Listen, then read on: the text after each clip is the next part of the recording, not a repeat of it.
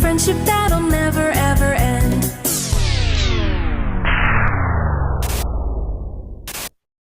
Run!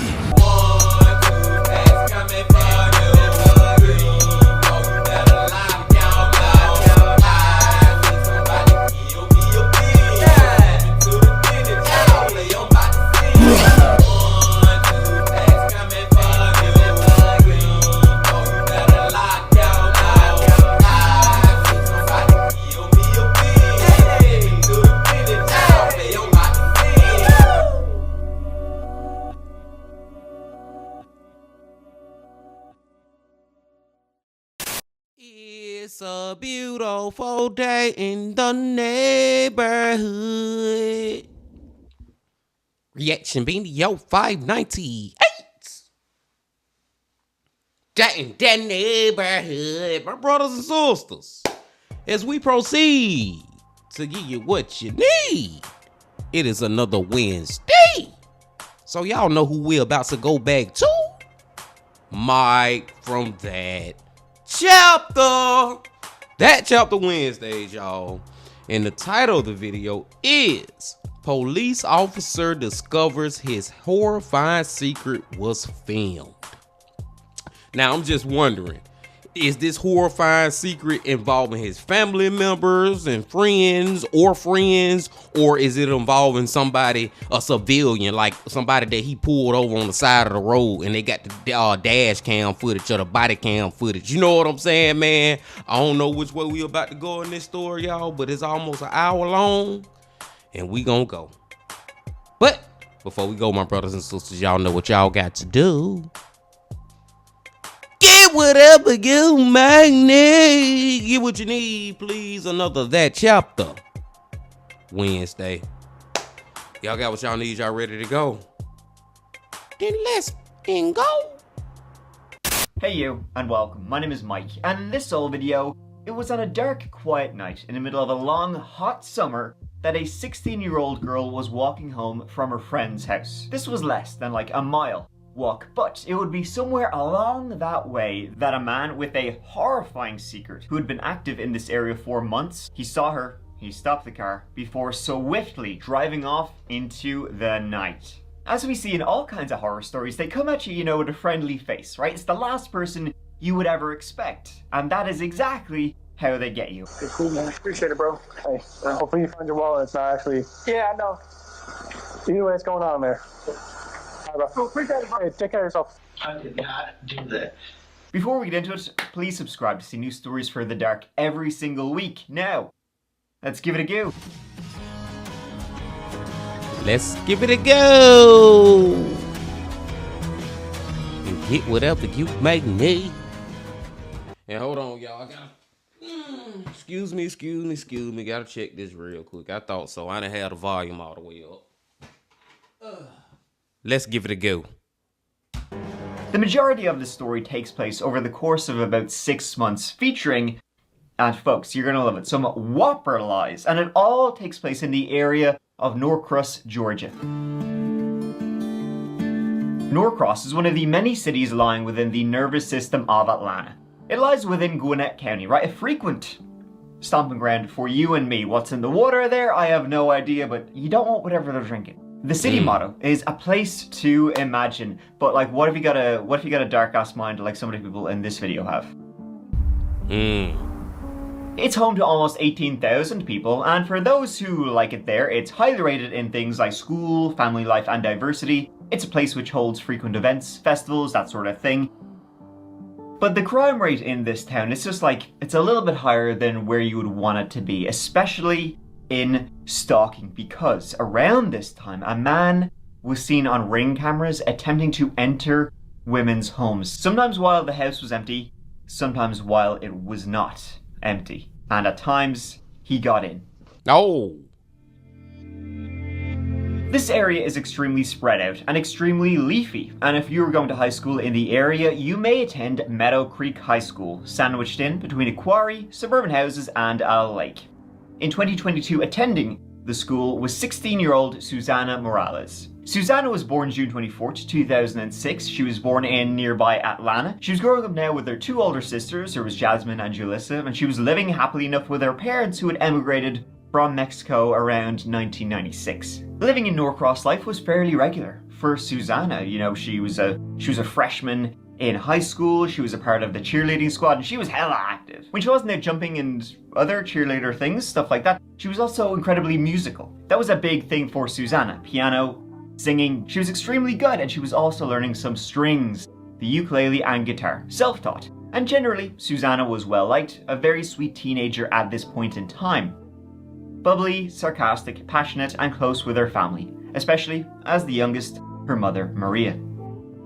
It was in the middle of summer, talking July 2022, and Susanna was enjoying the summer, well, basically the 1 month remaining before she would go back to Meadow Creek High School and begin life as a junior. So you got 1 month, make the most of it. And that is exactly what Susanna was planning, right? And the best thing to do when you're a teenager is you need some of that. You need some dollar bills. So it was on the afternoon of July 26th, 2022. It was a Tuesday. Susanna was actually working with her mom at a local McDonald's, just trying to earn for a few dollars more. She left the fast food joint at about 4 p.m. She went home, she had a wash, and then for the evening on that Tuesday, she was planning on hanging out with some friends who lived pretty close by. She told her mom, Maria, this. She said, you know, count me out for dinner, and across my friend's place for the evening. No, of course, though, she told her mom she was going to her friend Rose's house, which was like just across the street, when in reality, she was going to her friend Alyssa's house. Alyssa lived in a place called Sterling Glen Apartments, a little less than a mile away. Essentially, they were two neighborhoods back to back, but you couldn't take a shortcut without going through someone's backyard. So you would have to walk the long way down Singleton Road and then back a few more houses to get there. And we have all been well, I ain't gonna say we have all, but a lot of us, tell the true Bean Team, when we was a little teenagers, telling little small tidbits of lies. You know what I'm saying? Not the biggest lies to the world, to our parents. I told my mom I was going to this place, but really I was taking my ass to a whole nother place. You know what I'm saying, man? Because if you tell her that's where you really going, she ain't gonna let your ass go. Like, seriously, we have all been there. But I think this is where she finna get caught up, man, on her way to Alyssa's house. And Susanna did get there. She arrived, She texted her mom, Maria, saying, oh, hey, you know, hanging out with friends, got here safe and sound, because Maria was always worrying about her youngest kid, as you can imagine. So she was hanging out for a few hours with her friend Alyssa and another friend named Kelly, and then at around 9:40 p.m. that Tuesday night. Now, at this point, she texted her mom, saying, you know, be home soon. Don't be staying up for me. Now, that should have been a short walk, as you can imagine, less than 20 minutes. She wasn't home in that time. Maria, well, as I said, you know, they were close. Susanna had a baby, had a family, so as, you know, 10 kind of gets later than 10. Maria kind of started to become a little bit concerned.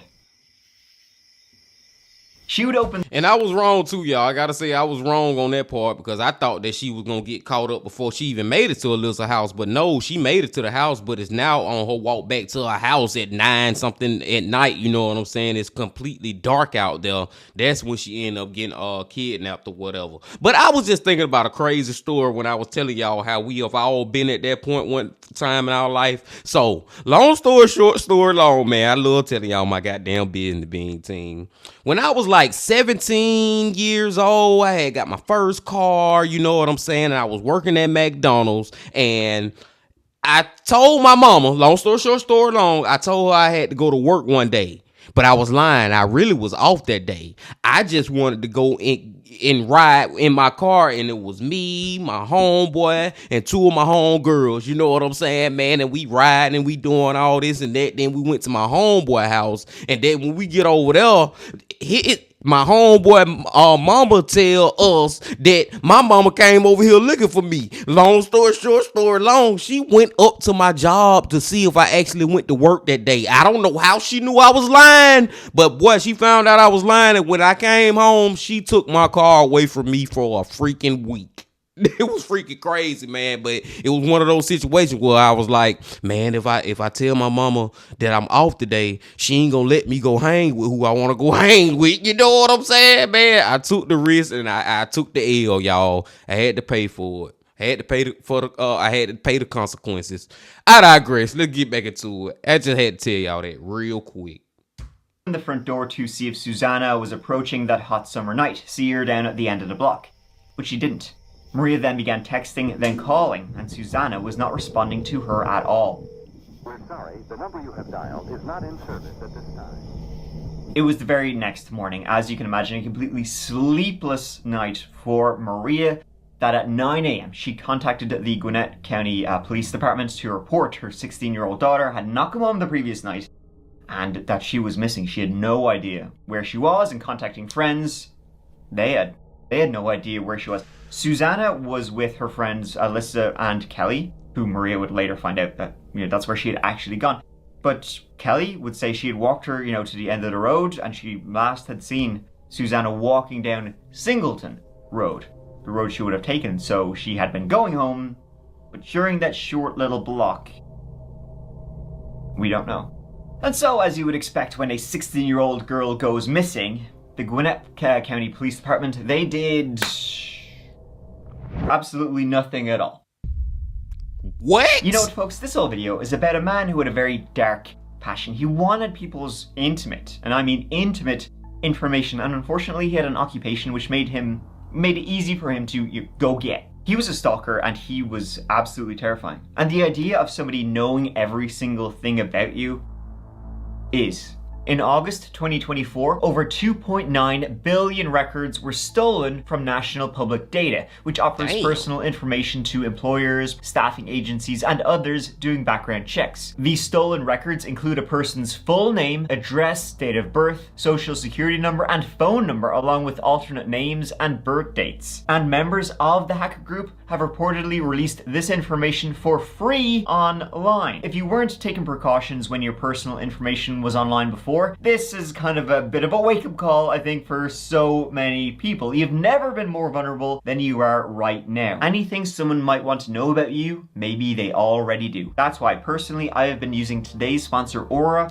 I knew Mike was at his commercial, but he was just spitting some shocking details and facts right then, man. Hey, y'all. Real talk, man. Protect your information, because, boy, these people can learn everything about you. Like, literally get all the things they need to pretty much pretend to be you. Long story short, short story long, man. Let's get back into the story. Shout out to Aura and shout out to that chapter. The police insisted on a 48 folks, hour waiting period when a minor has disappeared. They're like, listen, she'll probably show up. Most people in their heads believe in that whole you have to wait 24 hours thing, which is not true. You can report somebody missing immediately. The police themselves were saying 48 hours, and this is a minor. She was a child. You can imagine how frustrating and anger-inducing that must have been for Susanna's family, being told that on the spot. Like, the one people who were responsible for this kind of shit, one people who were supposed to help you, were saying, pump the brakes. Let's see how this plays out. Susanna Morales, she had no history of this. She was not a troublemaker. She was not somebody who would run away from home. She was not somebody who would go off to all sorts of places. I mean, the only thing she did was tell her mom she was going to Rose's house when she was going to another friend's house. But it was still like, close by. It wasn't like she was going to the opposite end of the city or anything. And so it was up to the... Man, that shit's some bullshit, man. I just gotta call out the bullshit when I see it, my brothers and sisters. The fact that the damn police talking about wait, that's their policy or whatever at that police department, we gotta wait 48 hours before we start looking for her, that is bullshit, man. I can understand, and I really don't even like the 24 hours, but the 48 hours is just over freaking kill. You know what I'm saying? Like, come on, man. I feel like it should be a law throughout the United States that after 24 hours, at the very least, if somebody reports somebody missing, y'all gotta start an investigation and go try to find who that said person that's missing. Y'all ever seen the first 48? The whole first 48 premise is that crimes are easier to solve within the first 48, but this damn police department want to do it after the first 48. They make me kind of think that they already know who the freaking did it. I don't know. We ain't gonna go that far yet, y'all. Let's go. Family themselves to start looking, and they did not play around. They all leapt into their cars and started driving around the city of Norcross and all these other little cities that kind of spiderweb out of northern Atlanta. One of the first clues they had as to where she could possibly be was an app. right, called Life 360. Susanna had this app, Life 360, and basically what it is, it's a safety security style app. Frankly, it's just it's a location sharing app. You can pick, certain contacts that will always have access to your location with this app, just for safety, I guess, so they always know where you're going to be. Susanna was sharing it with a friend of hers named Kaya, who had gotten the last kind of information as to where she should have been, and Kaya wasn't hanging out with them the previous night. But at around 10:29 p.m., Kaya got a text message from Life 360. The text message Kaya got read, Life 360 detected sudden motion on Susanna's phone. Could be the result of collision, hard braking, or dropped phone. And Life 360 was reporting that she was moving at 40 miles per hour. Basically, it's a crash alert, sending it out in case you've been in a car crash and you've lost consciousness. Or whatever. So, Kaya got this message from her best friend, one of her best friends, Susanna, and she's like, okay, that's not good. Tried texting Susanna, hey, you okay? Calling her. Nothing. Tried calling her all that night to no response, just like Maria, just like other people who are now, becoming worried. Checking her location data, it showed that between 10:07 and 10:21 p.m. she was on Singleton Road, which she would have been taking to get home. Then her phone suddenly pinged on Steve Reynolds Boulevard, near Oaklock Trace, which is a little neighborhood, completely in the opposite direction of home and a place she would have no reason to be. And of course, traveling at 40 miles per hour, they began to believe that she'd gotten into someone's car. Steve Reynolds Boulevard, it's like one of the major roads that goes through that area, and it could take you absolutely anywhere. But that's where Susanna Morales' phone pinged. And in fact, that's where it last pinged. Her phone remained there. But Susanna didn't. In fact, her phone would remain there, pinging, calls and texts going unanswered until her phone battery eventually died. So what was that jolt, that sudden movement, that collision that Susanna could have been involved in? 2 weeks have passed since 16-year-old Susana Morales from Norcross was last seen. The family says they saw her the morning of July 26, and that afternoon she went to a friend's home but never returned back to her house. As you can see here, she was last seen wearing a yellow tank top and light-colored jeans. Gwinnett County police say they have labeled the case as a runaway, but her family disagrees. They're now asking the public to be on the lookout in any way they can. If they see her, the best thing to do is take pictures, send it to call the police, because if anything, we're able to recognize her no matter if it's from the side, from the back, from the front. Like, the most important thing we need right now is for people to take pictures if you think you see her. The family were the one who started the flyers, spreading awareness until finally the police decided, suppose we better do our old jobs. And even with all of this, the police were still of the belief that she had run off on her own, as opposed to the wider belief that she had encountered a predator. The police went so far as to say that we do not believe her to be in any danger. And pretty quickly, when the phone data was followed up on and led nowhere, didn't give them any clues as to where she went, they basically, shrugged their shoulders and said, oh boy, welp, we have absolutely nothing to go on. Police and family, they went to that area where her phone had last pinged from on this intersection of this little neighborhood and this major road. They found no trace, though, of her there. They didn't find the phone, which they believed had stayed there because it kept pinging from there until the battery died. They never found that phone, but they checked in the surrounding areas, checked, the woods, which dot this area. It's very heavily wooded area. They checked the creeks, they checked the drains, they checked everywhere, and they found nothing. Due to the fact that she had last been seen moving at high speed, and then the Life 360 alert giving out, a collision warning, a theory then began to spark up, is that her phone had been thrown out the window, and then busy intersection, maybe it remained there until somebody found it and took it. Need your help. They say they're out of leads after spending more than a month looking for this missing high school student. Channel 2's Matt Johnson live at the Gwinnett County Police Department. And Matt, the 16-year-old's family says they're getting desperate. And I just met with Susanna Morales' family here at Gwinnett Police Headquarters. They say nobody expected to still be looking for her this long after her family reported her missing. This flyer is all across Norcross and Gwinnett County. Today, Gwinnett Police said they can't find her alone. It's hard just eating sometimes. It's like, I'm eating, what if she's not eating, It's just that every single day. Of course, the family kept this in the news, kept this on social media, and kept asking for help if anyone had seen anything. but it appeared no one had. She had simply vanished. The only clue was some grainy CCTV that a local business managed to find, but it didn't give them that much. On it, seen was Susanna, and she was walking in the direction of home, but they already knew that much.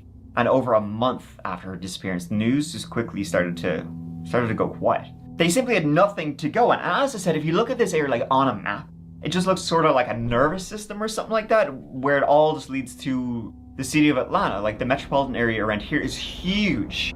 It's not only huge with towns and cities dotting the area, it's also huge with like forests, an incredibly leafy area. She could be anywhere.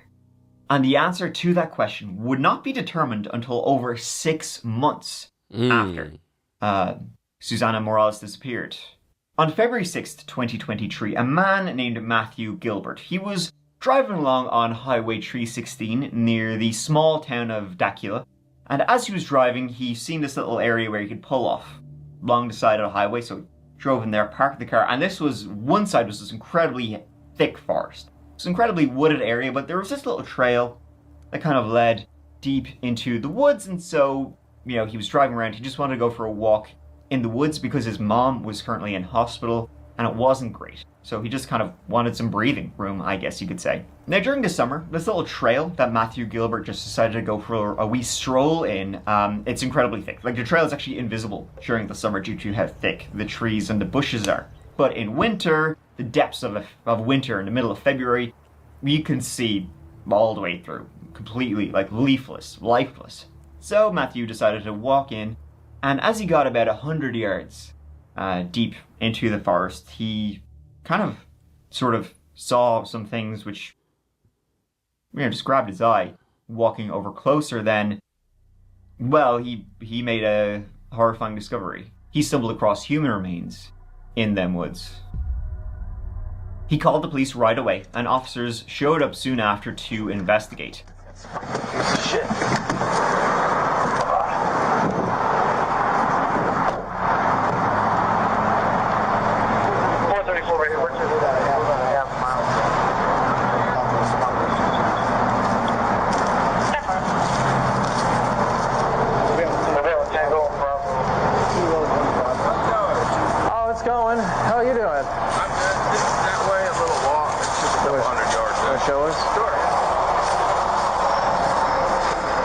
What brings you out here? Honestly, I just saw the little road on the side of 316. I've just been out piddling, exploring. Kind of reminds me of one of those like mud and trails or something, you know? Well, what do y'all do with something like this? Well, we gotta send it to the medical camera to figure out who they are. Really? If it is a person, you know. It's definitely a person. But, I mean, yeah, well, I understand. 330 Alpha. With a medical degree is gonna have to examine. Sure. All right, well, we can test the road. We'll look it up.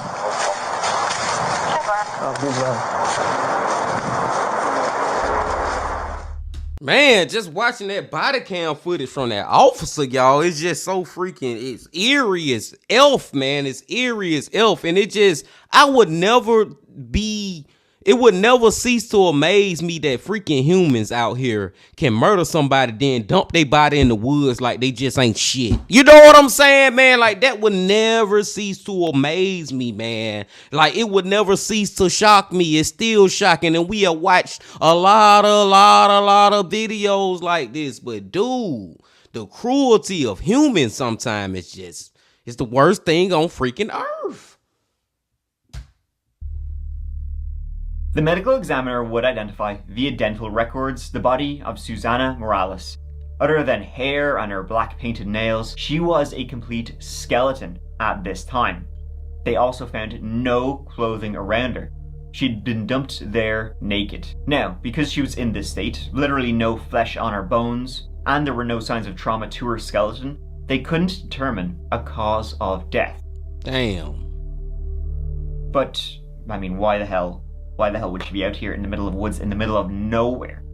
It looked like she had been here for 6 months, so she definitely died around the time when she vanished. Who had taken her out here though? Susanna didn't drive, so she didn't get herself here. Thankfully, her family and her friends, they finally had an answer to, the question of what had happened to her. Where'd she gone?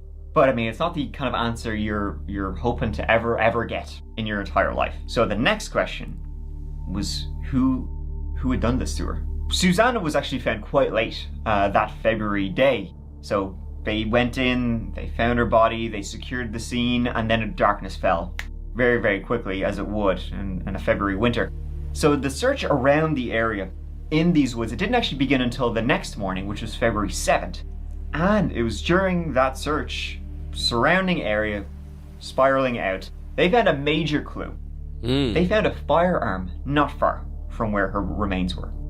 It was a Glock 19 9mm handgun with a flashlight attachment. Incredibly suspicious to find a handgun near a body, though there was no evidence that Susanna had been shot.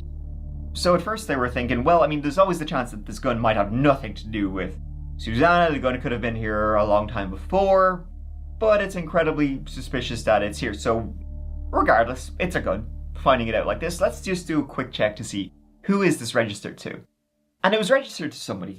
Folks, they were not expecting it all. It was, in fact, get this, registered to a man who reported that gun missing the day after Susanna Morales vanished. That's some weird ass timing.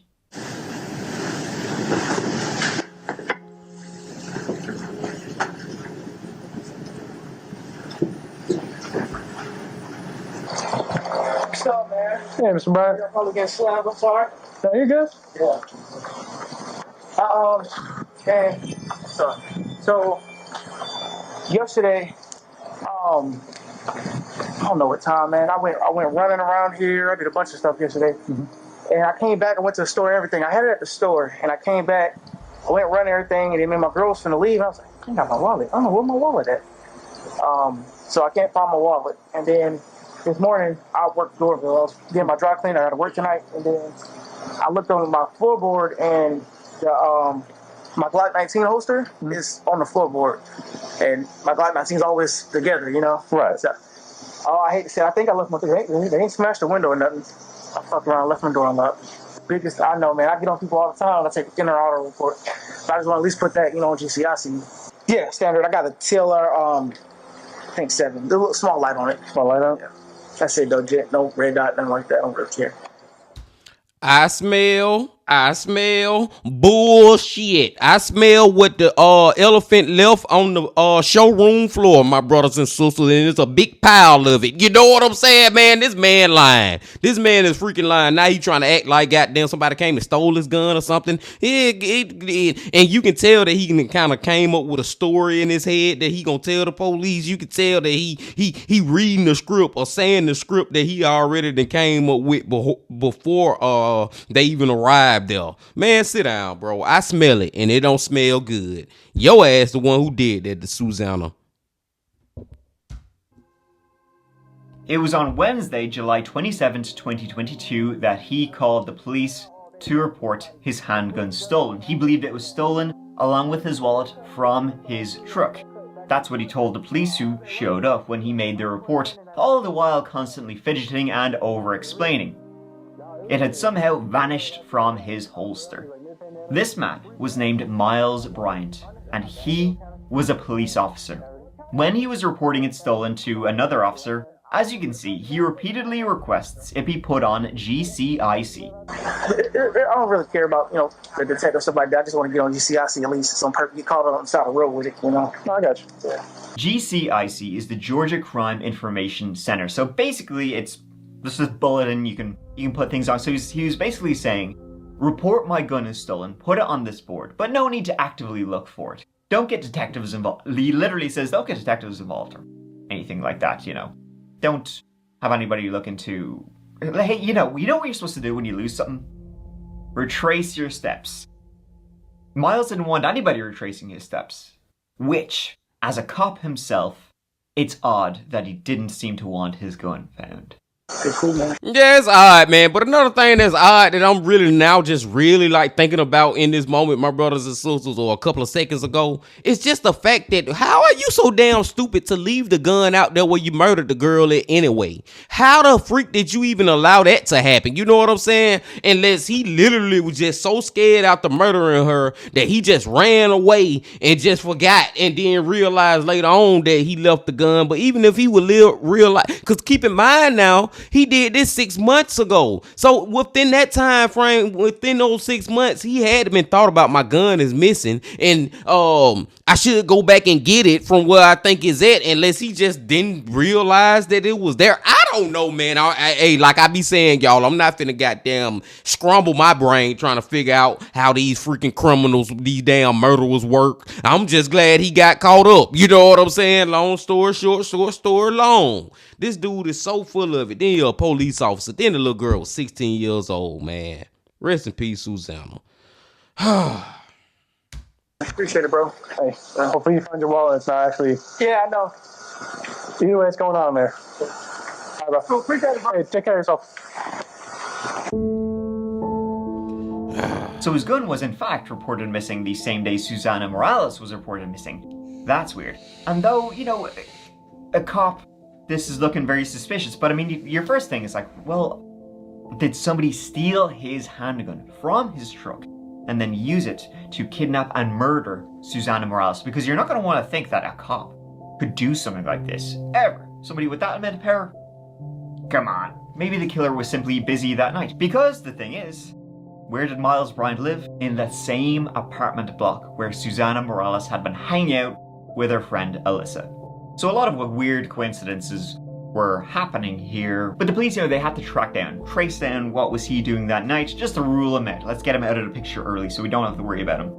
So where was his phone pinging from the night Susana disappeared? Well, Miles' phones, he had two of them, a work phone and a home phone. Both of them pinged from about the same area Susana Morales' body was located, in them deep, dark woods, and this is 22 miles from Norcross where he lived. He had no reason to be there from 12:45 a.m. to 2 a.m. July 27th, but his phone just happened to be pinging from there. His phone would also place them in that same woods again the following morning, shortly before he reported his gun missing. Miles Bryant was a police officer with the city of Doraville, which is not far away from Norcross, where he lived, again, pretty close to where Susana Morales lived, in the same apartment block that her friend Alyssa lived.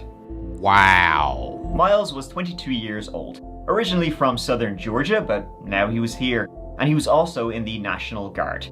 He was also a courtesy officer for the Sterling Glen Apartments where he lived. The apartment was free because of that position. So, as you can imagine, a busy man. A police officer in Doraville, was in the National Guard, and was also a courtesy officer for his own apartment building. A courtesy officer, it's basically kind of like a security guard for apartment buildings. You know, he would go around to make sure nobody was up to no good, trying to keep the area, you know, crime-free. Essentially, he was, you know, there to make the people who lived in that apartment building feel safe.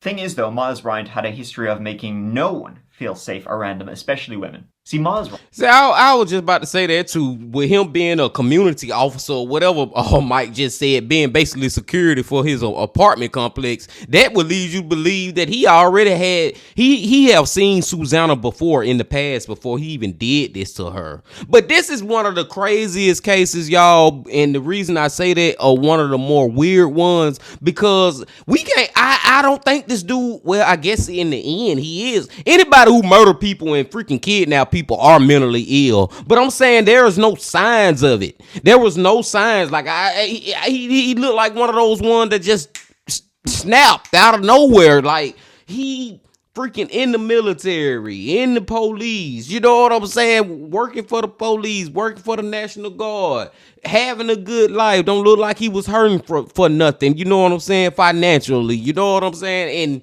he ended up just doing that. Like, man, that shit right there scary as hell, y'all. Seriously, man, because you can see the warning signs on a lot of these videos we done watched, Bean Team, of these people with these mental health issues. We just watched it yesterday from Nick Crowley. But this one of those ones where you couldn't even see this coming for real.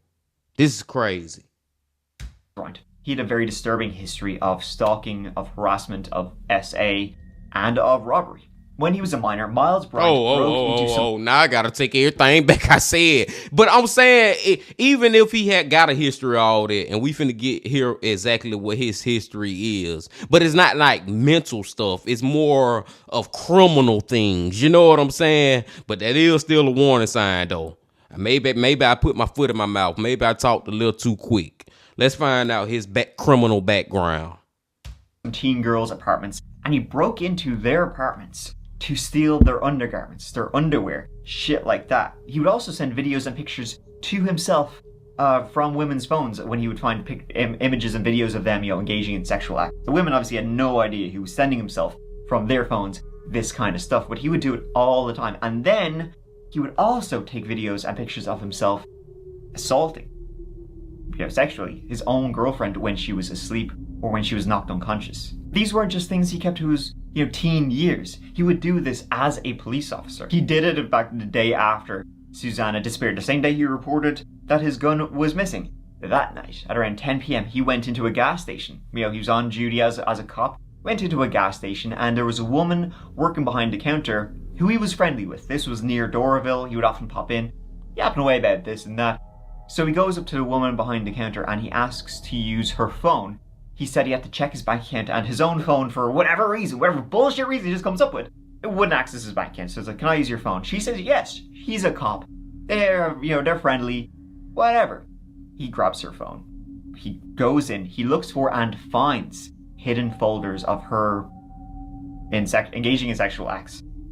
Sends it to himself. One time, while dealing with a young girl who had ran away from her own family, he said he would assault and kill her. I don't know if he was trying to scare her into going home, but he very much succeeded because he was not playing around. And he was not, lying. More recently, though, a woman named Alicia Bates was the victim of his obsession and his stalking, and this had been going on for months before and after Susanna Morales disappeared. Alicia and Miles had been like childhood friends together. They'd gone to high school together.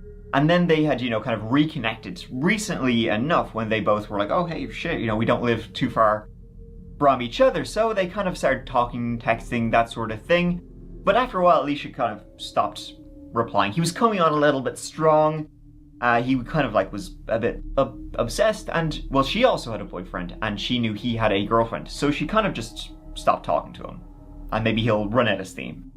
He didn't run out of steam. Of course he didn't. He's a psychopath. Then from time to time, she would hear her front door jiggle in the middle of the night. One time she came home and the door was kicked in. Alicia's neighbor, who lived directly across from her, began providing her with ring cam footage. And it showed him stopping by her place, sometimes when she was out, sometimes when she was in, trying her door, trying to get in, kicking at her door. Worried about him breaking in, she set up a camera inside her own home. While at work, she was horrified to see she got a notification. He was inside her apartment. Oh. Searching for her. Yeah, I pretty much take back everything I said, man, as far as him not being mentally ill. But it's like he did because it's the past tense now. He did a great job of hiding it. You know what I'm saying, man? Like, it wasn't just out in the open. On the outside looking in, he is a great police officer guy. Boy, if you on the inside looking out, you like, help me get up out this motherfucker. You know what I'm saying? Like, dude, this one of them ones where he's so goddamn smart. He's so goddamn smart, but no matter how smart you are, your ass gonna get caught one day if you keep playing around. And all this other stuff he was doing, just evidence of what led to the demise of Suzanne. But it leads you to believe that, yes, he would do that to Suzanne, man. This man in his lady apartment. Plenty of footage of him. That's crazy.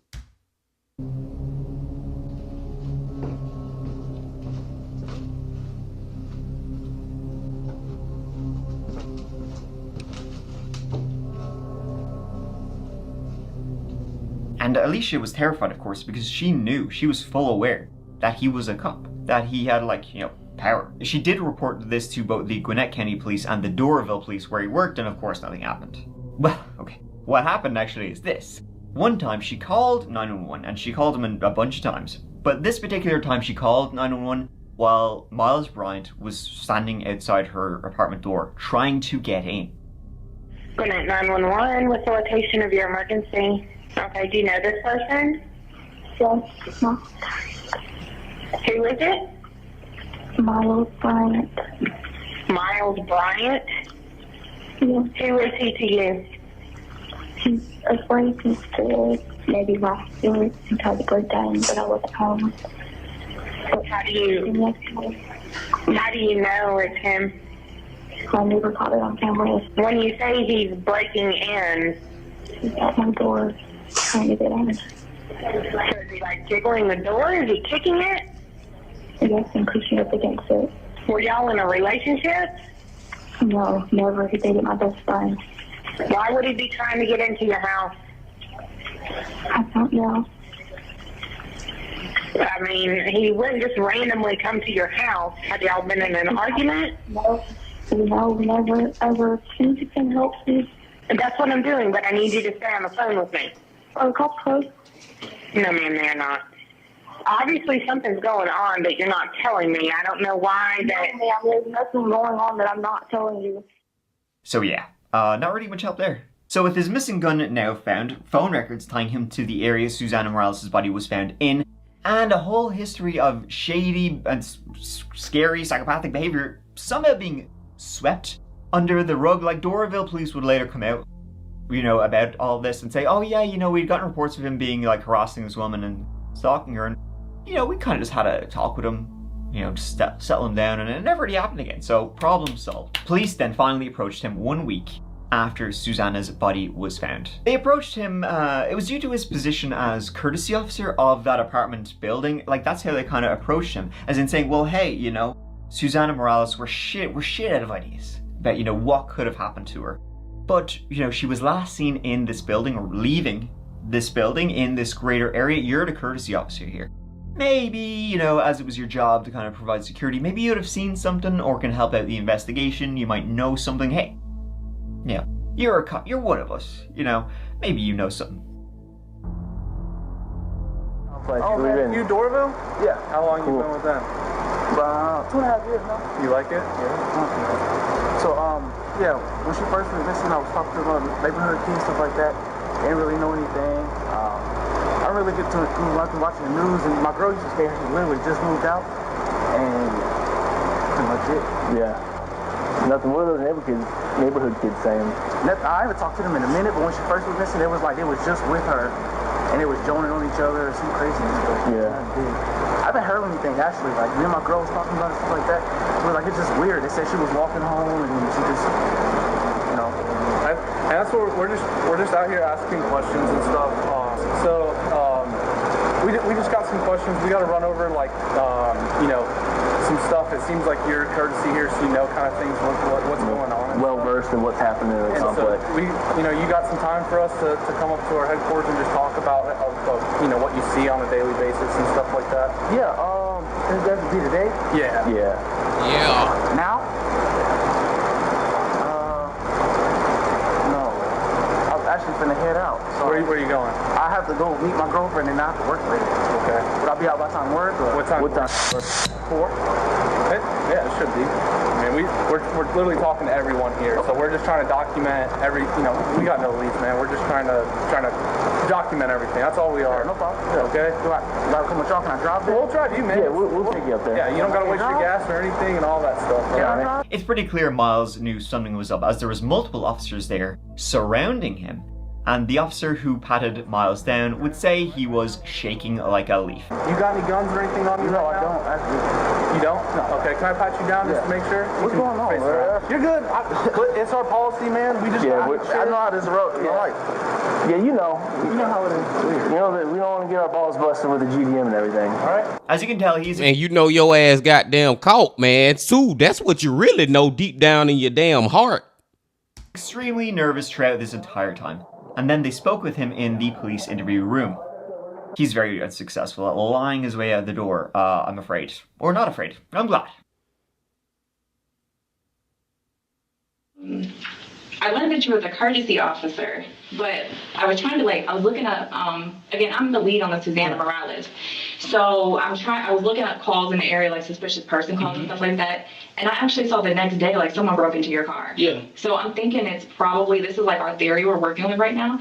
We're thinking it's probably going to be related because it was kind of the same night. The person who probably did that to you may know something.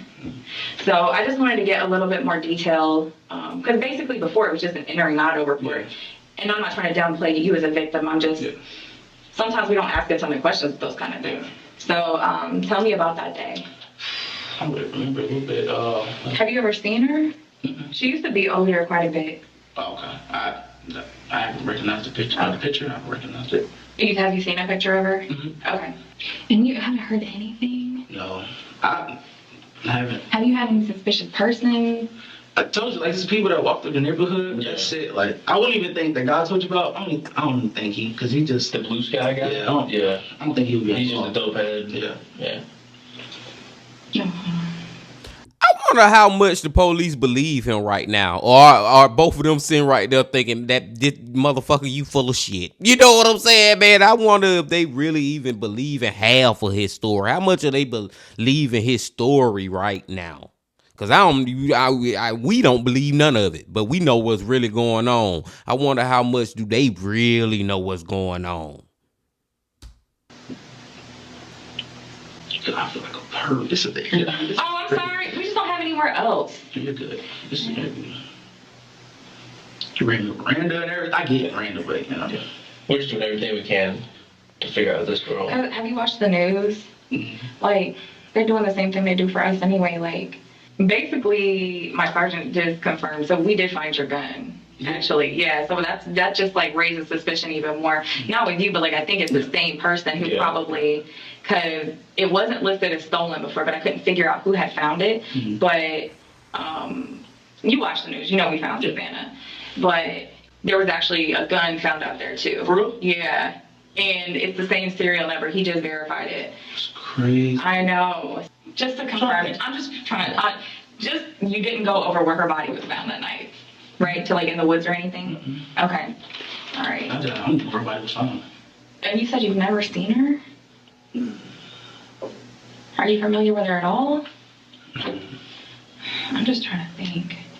For the first while, they're kind of just shooting the shit as you do, asking him if he saw anything or knows anything as the courtesy officer, you know, any suspicious characters around. Does he know the area well? But then they slowly start to pull out the big guns.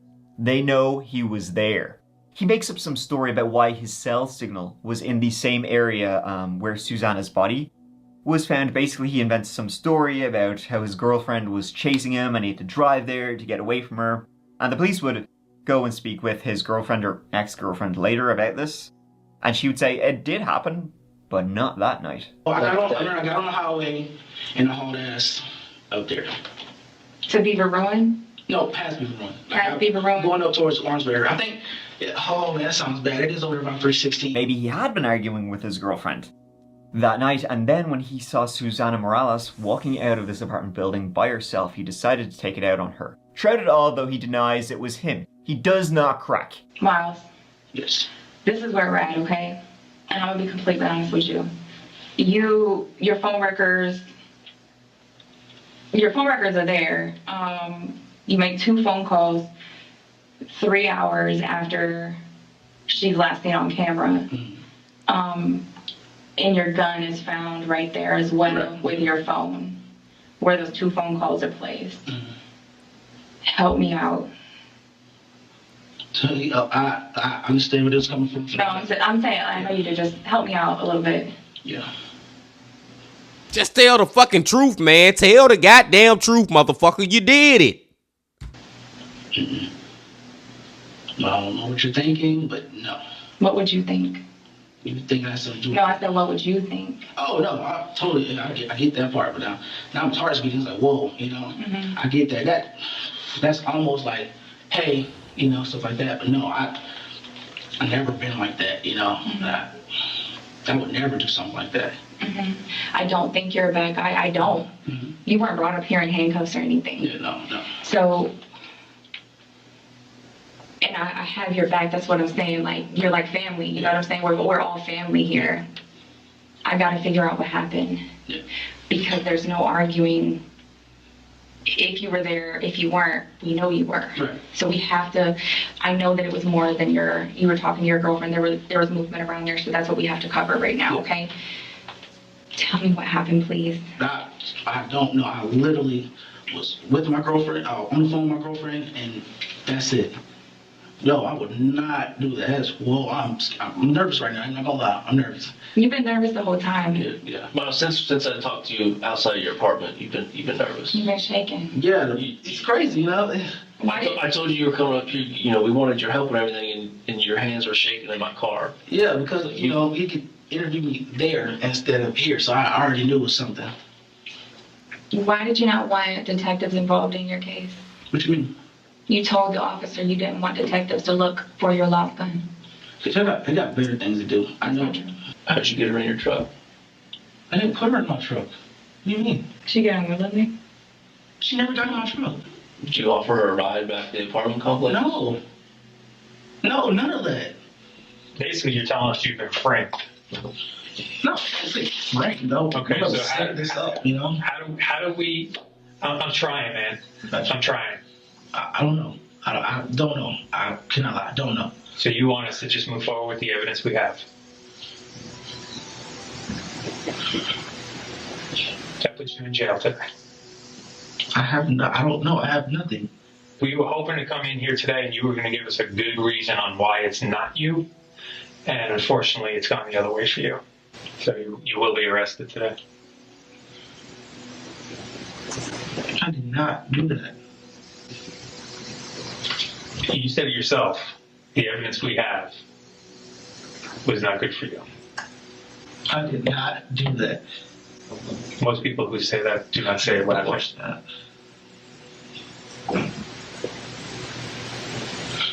I mean, you literally just smiled when you said, "I don't do that."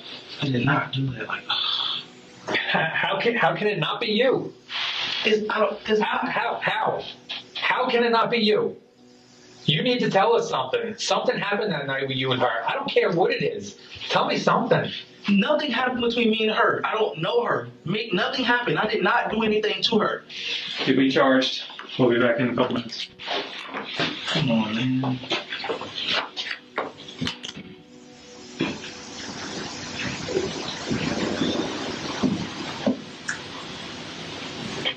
And he one of them fucking liars that just gonna lie to his grave. He gonna take it to his grave. I ain't do it. Even though it's so much evidence pointing towards you. But he just gonna take it to his grave, y'all. He just don't never freaking admit to it. And even if he admit to it at this point, it's like, why the freak was you lying all this time, dude? Just regardless of if you tell the truth or not, your ass is going down for it. Them 12 people in that jury gonna find you guilty. Hopefully.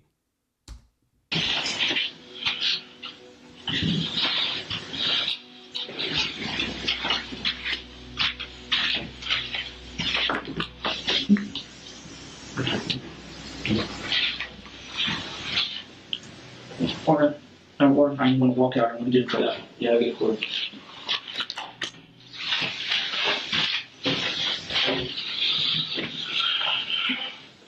Oh, you know why, bro? I should have stayed home instead of driving around, man.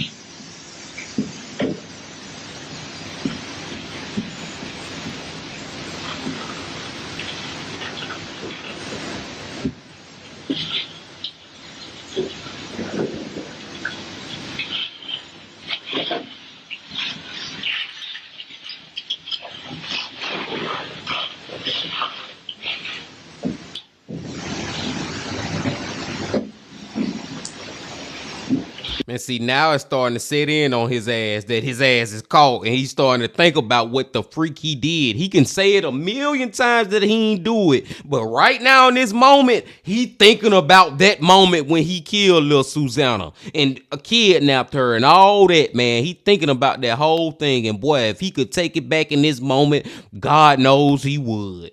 But it's too late, buddy. Unfortunately for her. Not for you, but for her. It's too late.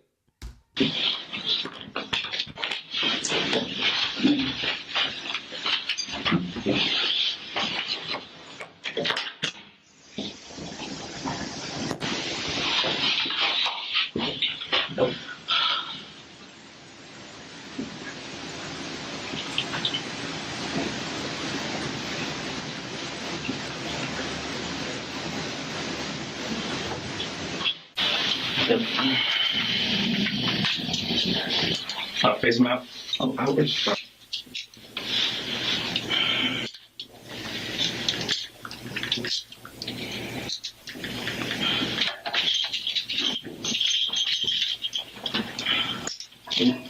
Didn't mean to. Still got some room in there? Need a little looser? Just a little bit. All right.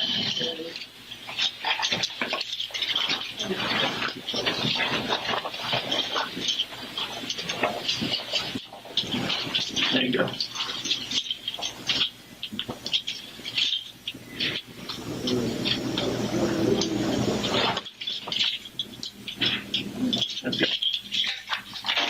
You guys all take your watch off so it doesn't hurt? Yeah.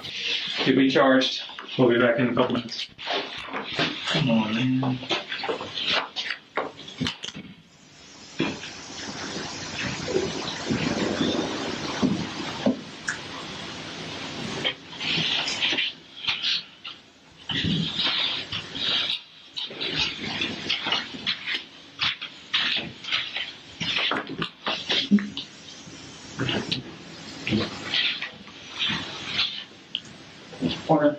Or I'm going to walk out. I'm going to get it for that. Yeah, I'll get it for it.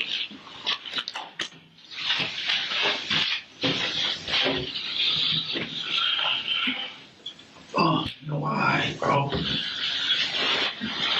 should have just stayed home instead of driving around, man.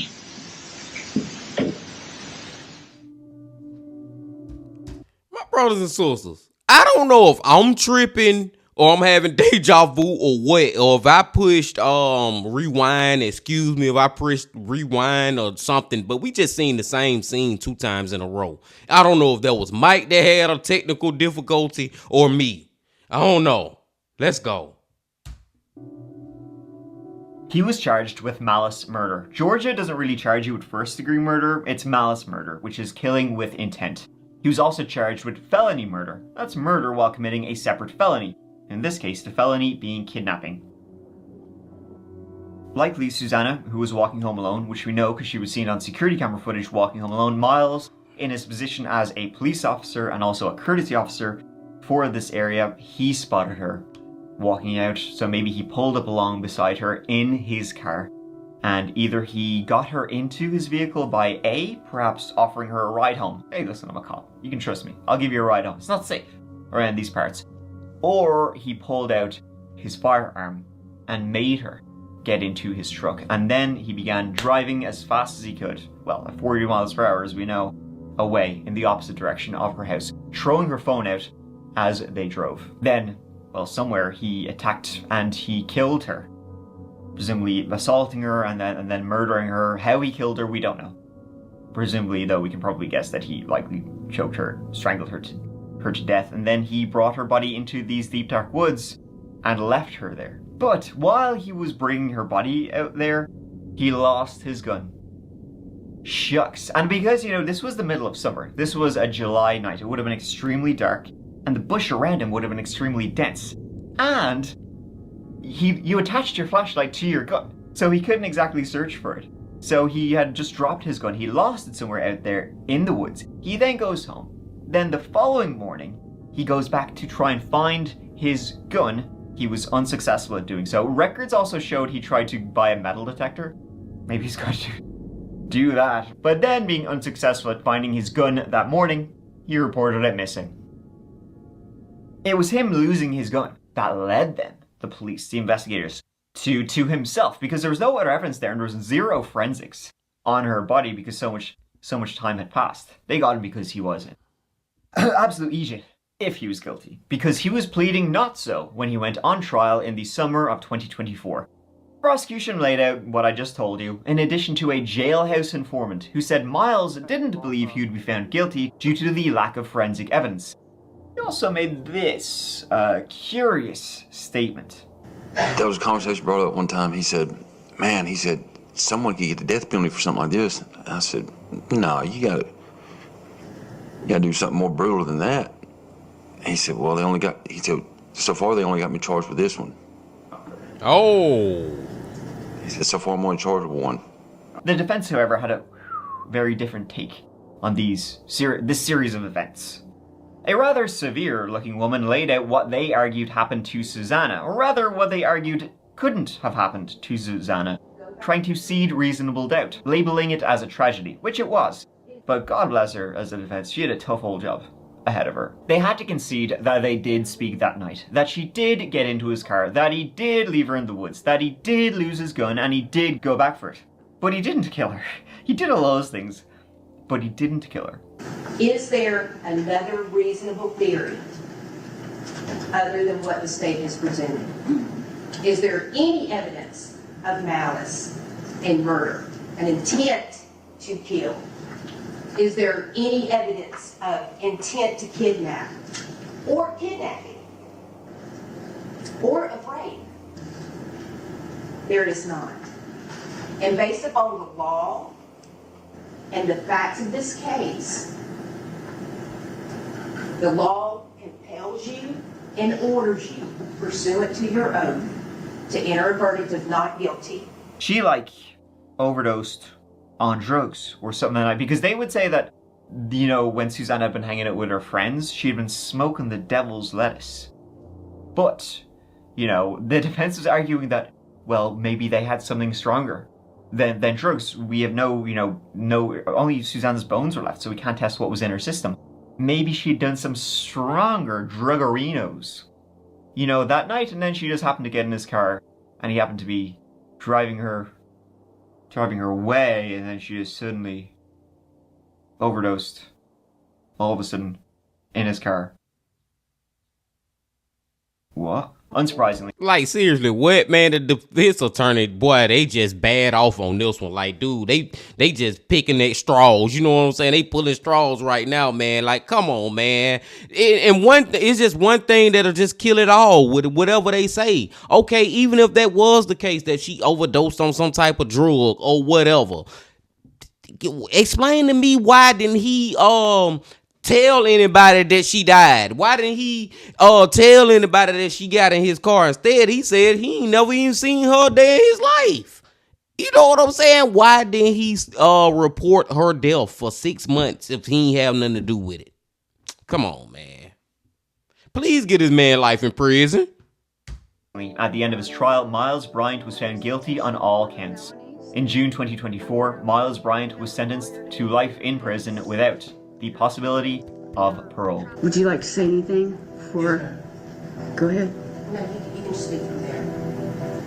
I just want to apologize to everybody and to the victim's family. Sorry, that's it.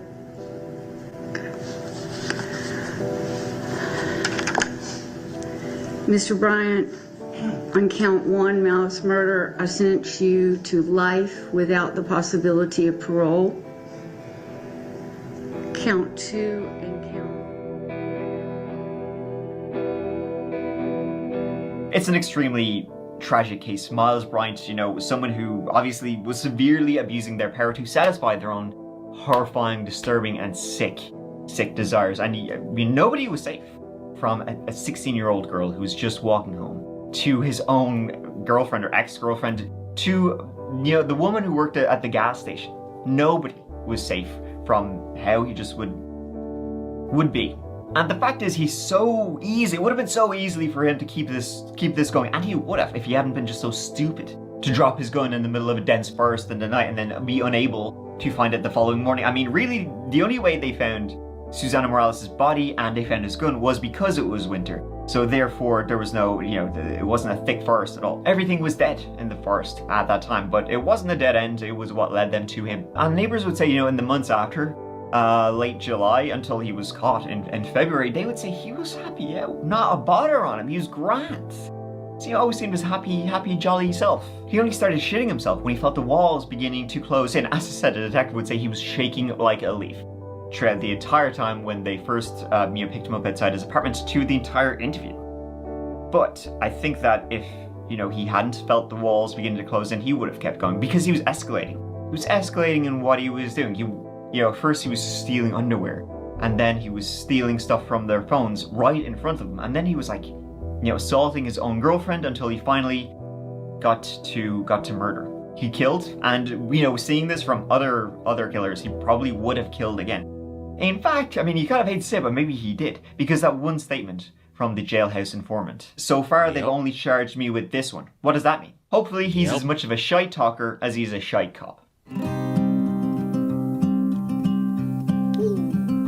Thank you so much for watching. It means the absolute world to me that you're here watching this whole video. As always, guys, can't tell you how much I appreciate you. If you're looking for some more of That Chapter, you can check out the That Chapter Patreon, where you get early access and ad-free versions of every video. And there's also a whole playlist of Patreon exclusive videos. There's a Patreon only Discord, so you can check that out. Or please check out the That Chapter podcast, which is a brand new podcast exclusive episode every single Monday morning. It's absolutely free and it's available on all podcast platforms. Recently, we're talking about stuff like the Lords of Chaos, the Black Monk Poltergeist of Pontefract. A full episode on the Nahanni Valley is coming up. The Highgate Vampire is coming up. An episode on Happy Face serial killer Keith Jesperson is coming up. That's all stuff you can check out on the podcast, so please give it a go. But you know what, until the next whole video, which will be up when it's up, every Tuesday, please take care of each other and please take care of yourselves. Because I love you. Mike out. It is always a delight when we get to go back to Mike, y'all. Seriously, man, this was a great video by Mike, man. And it just... I'm so happy. Number one, I'm so freaking happy that the man got life in prison. You know what I'm saying? Without, let me say it again, without possibility of parole. You know what I'm saying? He locked up till he died. Long story short, story long. So happy about that.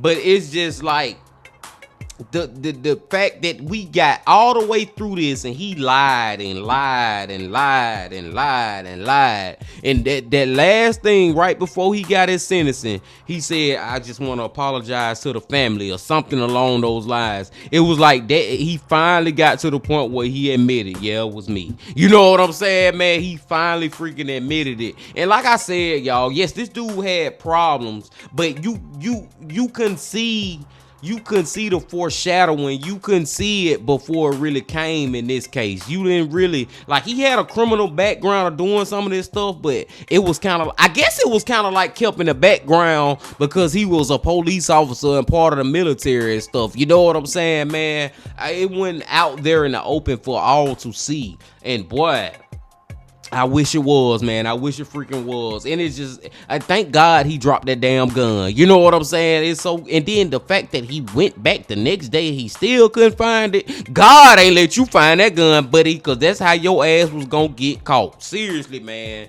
Thank you for that, man. I can go on and on about this one, like I can go on and on about all of my videos, y'all. But I'm gonna let y'all go now because we have been here long enough. We over an hour. Before I leave, I just want to say one more time, rest in peace to Susanna Morales. And before I leave, also, please, please, please, please, please hit that like button, comment, subscribe, and do all that if you ain't did that yet. And make sure you come on back tomorrow.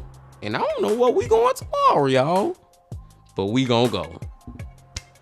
And until then, my friends, also, remember this. Love, peace, and happiness. Stay safe.